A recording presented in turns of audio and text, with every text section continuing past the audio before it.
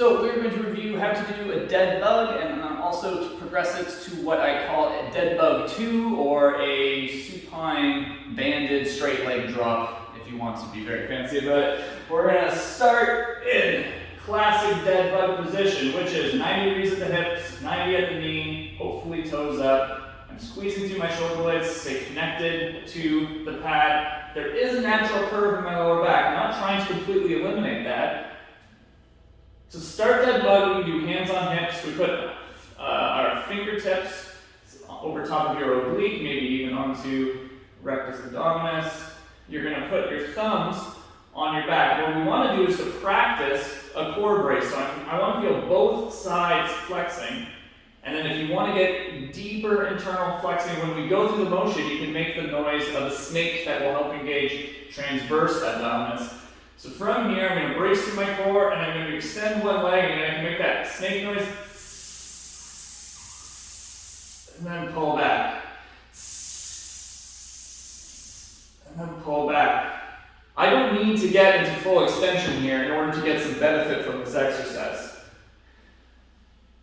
So from here, we can then progress. Once I can cue that brace without the use of my hands, I can put hands up. Now I'm going to allow opposite arm to travel with that opposite leg. I'm trying to stretch across the body here, but this leg and this arm stay still, and then I pull back.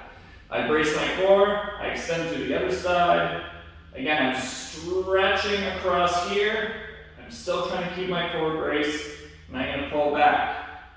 Okay, if we're training for weightlifting, powerlifting, for training to squat, to deadlift, to do the classic strength training motions, we want to work on having a very rigid core. If we are training to be more athletic, to train for any endurance sports, field sports, rotation is a very natural part of all of those sports. So the question is, should you be super rigid to your core or should you rotate? It really is going to depend on your goals. That is really going to have to do with, do I allow a slight amount of extra extension here? Or do I stay as rigid as I can and maybe shrink the range of motion? That is really going to come down to what your goal is. Okay, the progression from this is into Deadbug 2.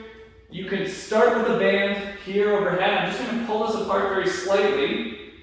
I'm going to bring up. Now, the middle progression would be to do this with bent legs. Eventually, we want to get into doing this with as straight legs as possible. And this is challenging for me because my hamstring mobility is limited. When I'm in this position, I'm engaging through my upper back, I'm holding myself in a really good crab posture. I'm going to try to hold this leg up, the sole of the foot up towards the ceiling, and I'm going to drop that other leg down, and then I'm going to pull it back up. Exact same core brace I was doing in the previous exercise, but now I'm adding an extra challenge. My hamstring mobility is challenged, my quads have to work here.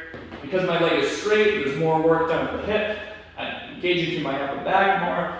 Fantastic way to just progress every element of that exercise. Awesome.